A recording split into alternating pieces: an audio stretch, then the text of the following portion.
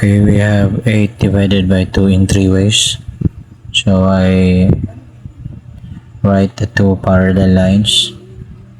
So a parallel line, then an 8, target 8 dots by putting a vertical line that can create 8 dots or 8 intersections. So you count the sticks made, so how many sticks made for, so that was the other way. And the next trick is by the use of or by tally.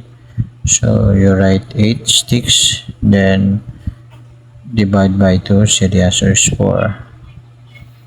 Then next we also have, this is the usual being teach, okay, in this school. So how many 8 are there in 2? So the answer is 4, and 2 times 4, the answer is 8. Then subtract, so minus 8 minus 8 is 0. Remainder is 0. So therefore the quotient is 4.